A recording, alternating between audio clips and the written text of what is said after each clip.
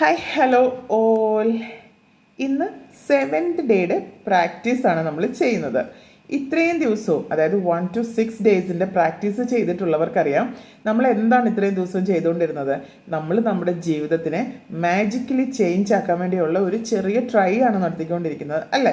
അതെങ്ങനെയാണ് നമ്മൾ നടത്തിക്കൊണ്ടിരിക്കുന്നത്? എല്ലാ ദിവസവും എഴുന്നേൽക്കുമ്പോൾ നമുക്കുള്ള ബ്ലെസ്സിങ്സ്, നമുക്ക് കിട്ടിയിട്ടുള്ള ബ്ലെസ്സിങ്സിന് വേണ്ടി താങ്ക് യു പറഞ്ഞുകൊണ്ട്, അതായത് നമ്മുടെ ഗ്രാറ്റിറ്റ്യൂഡ് കാണിക്കുന്ന ഒരു വാക്കാണ്. നമ്മൾ ഗ്രാറ്റിറ്റ്യൂഡ് എങ്ങനെയാണ് കാണിക്കുന്നത്? താങ്ക് യു പറഞ്ഞിട്ടാണ് അല്ലേ നന്ദി പറയുന്നത്.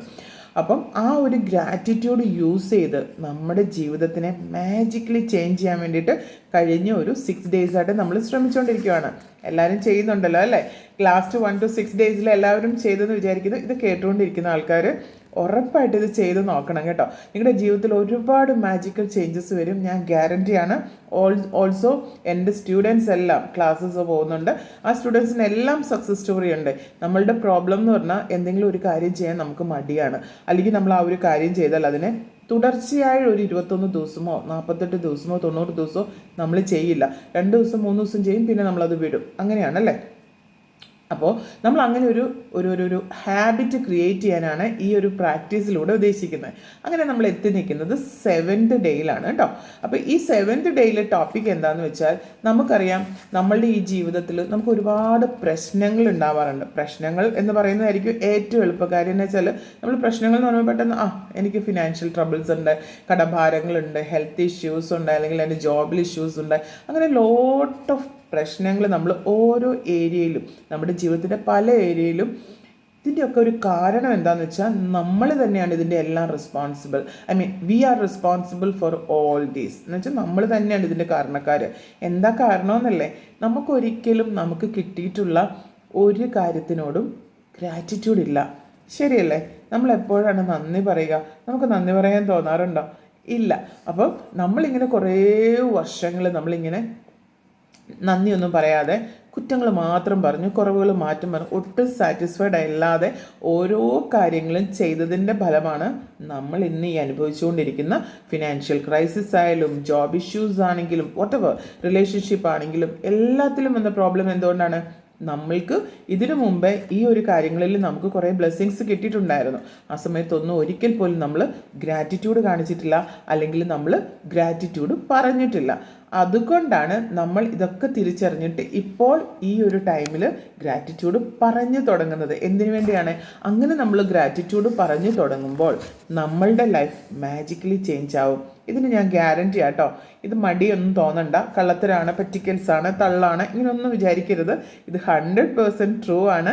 നിങ്ങൾ ചെയ്ത് കഴിഞ്ഞിട്ടുണ്ടെങ്കിൽ ഉറപ്പായിട്ടും 100% നിങ്ങളുടെ നിങ്ങളുടെ ലൈഫ് ചേഞ്ച് ആവും.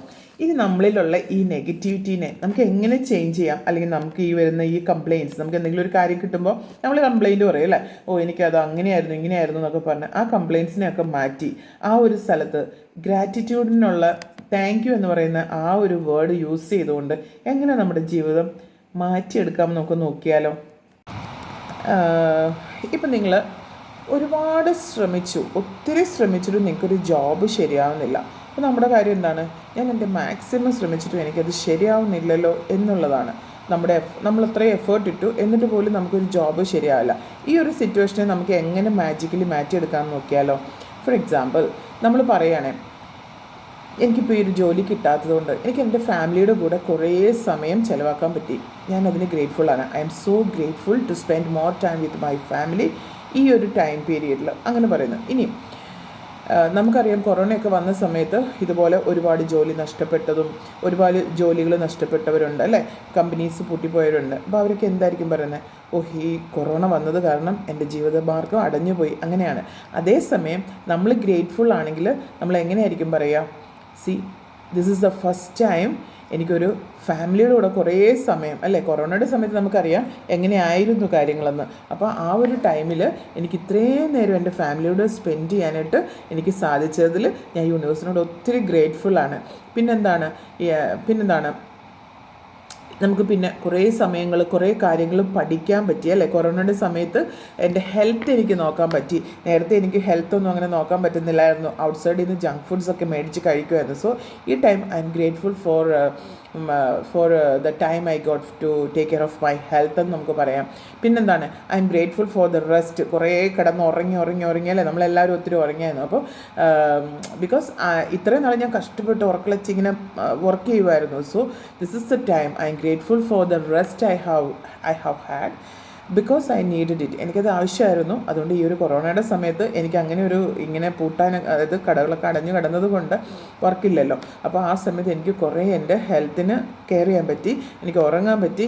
ഇങ്ങനെ ഒരു 10 കാര്യങ്ങൾ ഇൻസ്റ്റെഡ് ഓഫ് നമ്മൾ കംപ്ലയിൻ ചെയ്യാതെ നമ്മൾ അതിനെപ്പറ്റി ഗ്രാറ്റിറ്റ്യൂഡ് പ്രകടിപ്പിക്കുകയാണെങ്കിൽ ഉറപ്പായിട്ടും നിങ്ങൾക്ക് നിങ്ങളുടെ കൺമുമ്പിൽ കാണാൻ പറ്റും, നിങ്ങൾക്ക് ഉടനെ തന്നെ മാജിക്കലി നമ്മുടെ ലൈഫ് ചേഞ്ച് ആവും. അവിടെ നമ്മളുടെ വീട്ടിൽ ദേഷ്യപ്പെടുന്ന അച്ഛന്മാരുണ്ടാവും അല്ലേ.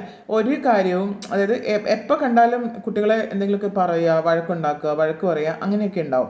അപ്പോൾ എന്താണ്, ഫാദറിനെ കാണുമ്പോൾ തന്നെ കുട്ടിക്കൊരു ഇറിറ്റേഷനാണ്. ഫാദർ ജോബ് കഴിഞ്ഞ് വരുമ്പോൾ ഇനി ഞാനൊന്നും ചെയ്തില്ല, ഞാൻ പണിക്ക് പോകുന്നില്ല, ഇങ്ങനെയൊക്കെ പറഞ്ഞാൽ. അപ്പോൾ ആ ഒരു സിറ്റുവേഷനിലാണെങ്കിൽ അപ്പം നമ്മളുടെ ഫാദർ നമ്മൾക്ക് വേണ്ടി ചെയ്തു തന്നിട്ടുള്ള കാര്യങ്ങൾ, അതായത് നമ്മുടെ ഫാദർ ഇത്രയും നാളും ഒരുപാട് ഹാർഡ് വർക്ക് ചെയ്ത് നിങ്ങൾക്ക് എഡ്യൂക്കേഷൻ തന്നു അല്ലേ. അപ്പോൾ നമുക്ക് പറയാം I am grateful for my father for working so hard അല്ലേ. അത്രയും ഹാർഡായിട്ട് വർക്ക് ചെയ്യുന്നതിൽ ഞാൻ വളരെയധികം കടപ്പെട്ടിരിക്കുന്നു. അല്ലെങ്കിൽ I am so happy and grateful എന്ന് നമുക്ക് പറയാം. അല്ലെങ്കിൽ I am blessed to have a father, അങ്ങനെ പറയാം. പിന്നെന്ത് പറയാം, I am grateful for my father എൻ്റെ ഫാമിലിക്ക് വേണ്ടി, നമ്മുടെ കുടുംബത്തിന് വേണ്ടി അത്രയും കഷ്ടപ്പെട്ടു. എനിക്കറിയില്ലായിരുന്നു എത്രത്തോളം കഷ്ടപ്പാട് ആ ഒരു സമയത്ത് എനിക്ക് വേണ്ടി ചിലവാക്കുന്ന. എനിക്ക് വേണ്ടി ചെറിയ ചെറിയ ടോയ്സ് വാങ്ങിക്കുക, അതുപോലെ പുറത്തുനിന്ന് വരുമ്പോൾ ഫുഡ് വാങ്ങിച്ചുകൊണ്ട് വരിക. ഓൾസോ എന്നെ കൊണ്ടുപോയി എനിക്ക് ക്രിക്കറ്റിന് പ്രാക്ടീസിന് വേണ്ടി ശനി ഞായറും എന്നെ